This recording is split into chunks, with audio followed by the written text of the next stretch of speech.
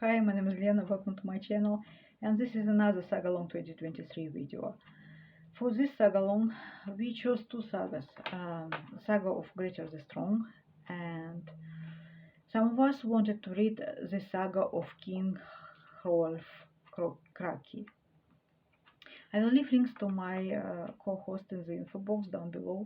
I am not sure who will be posting because we all are incredibly busy, and I am not as prepared for this discussion as I would like to be. I am so sorry about that.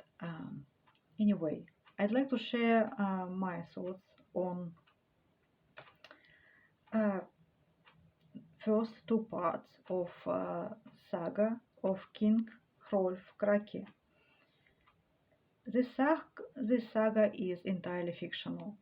Sagas like the Saga of Grettir the Strong, they're supposed to be historical, but this saga is entirely fictional, and it's a reading experience. When I read these two parts of the saga, these first two parts of the saga, first of all, I read it in one sitting.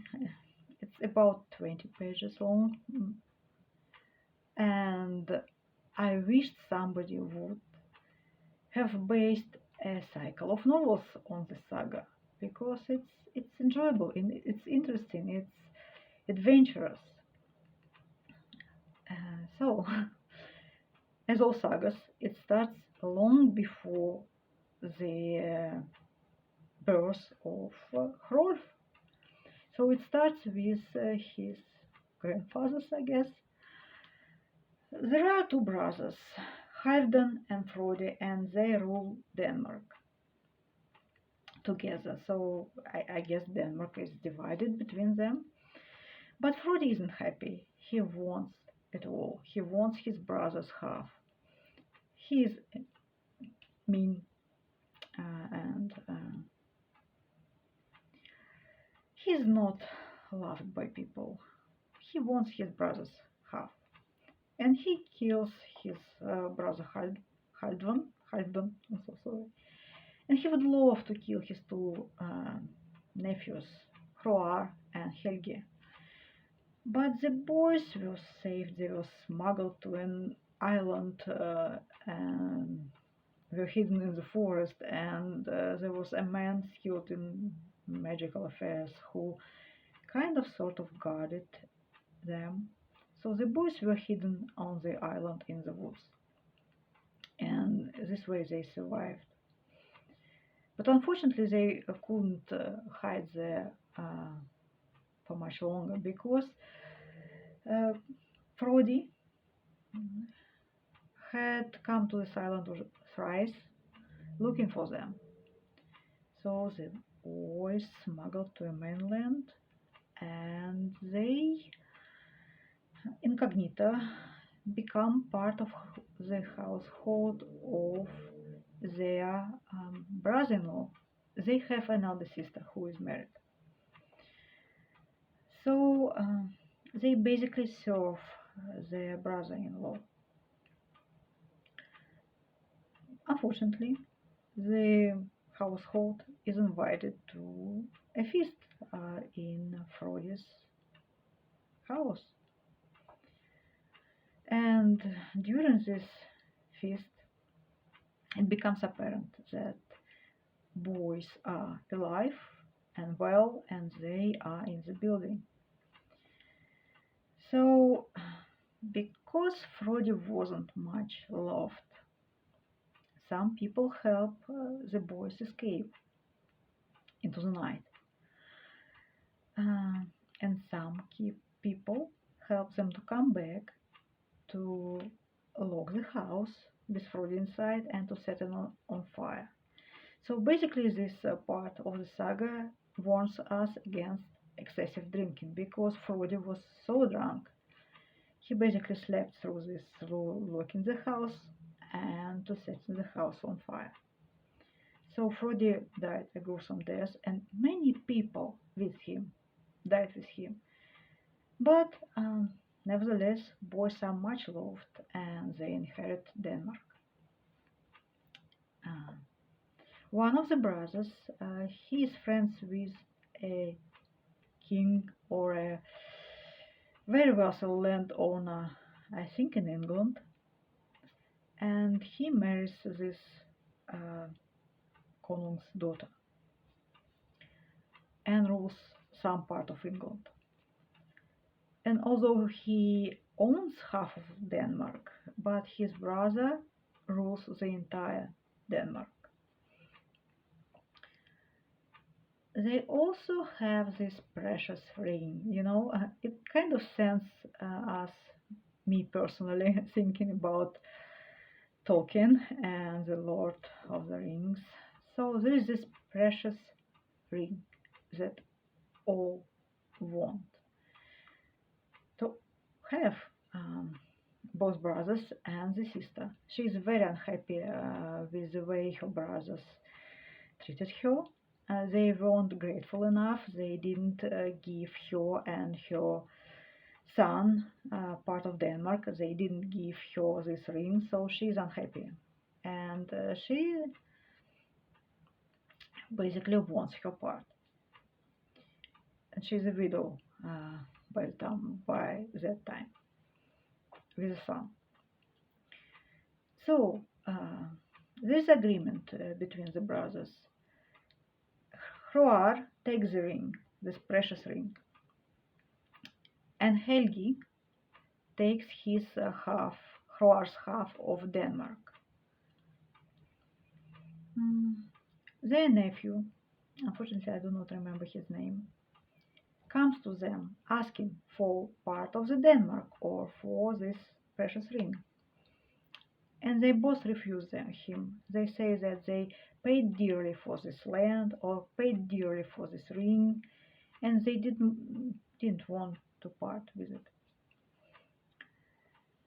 Then this young man asks his uncle Hroar to look at this ring, to hold this ring. And they are on a ship at the time, so he looks at this ring and he throws this ring into the sea. His uncle kind of gets very, very angry and orders his men to chop off the foot of his nephew. This nephew comes back with an army and kills Hroar and wants him to marry his widow. This widow, Egn, she pleads for time, and she said, "I'm sorry, I'm pregnant. Let's wait for a year and then get married." So during this time, she actually writes to her brother-in-law, to Helgi, and asks for his scalp. Helgi comes with an army and he fights his nephew and he wins the fight, and he didn't kill his nephew and didn't order his nephew to be killed. He severely cripples him and sends him home, leaving. I don't know how this story ends. We kind of left it at this stage. Then we are told about Helgi and about a queen, Olof. I'm not sure where she ruled, I do not remember. But she was in the habit of dressing like a warrior and, walking about with armor and in arms. And she was very proud and arrogant, and she didn't want to marry. I think that was her greatest thing, that she didn't want to marry. Anyway, she wasn't a nice person. So Helgi decided to ambush her, and he came with an army, and she didn't have any other choice but to greet him and to make a feast in his honor. And once again we are warned against the excessive drinking, because Helgi drinks so much that he actually falls into his marriage bed and falls asleep, and his never to be wife, she shaves his head, and I don't remember how else she humiliates him, but she puts him in the leather sack and sends him back to his ships, and she manages to gather a big army during the night, so he is severely humiliated and he wants revenge. He doesn't want a wife anymore, he doesn't want this kingdom, he wants revenge. So some time passes and he comes back and he lures Olaf alone in the woods, and he rapes her, basically. Uh, she's ready to marry him, but he doesn't want to marry her, so he basically rapes her. She wants her own revenge. She gives birth to a daughter, Irsa, but she doesn't raise her as her own. And for some reason, Helgi comes to this land, and he is in disguise, and he sees this his own daughter Irsa, and he likes her, and he steals her, and he likes her so much that he marries her. And Olaf, this queen, she doesn't say a word, so she does not warn him that it's his own daughter, and she waits until Irsa gives birth to a son, Hrolf. I think that's probably the Hrolf, the hero of our saga.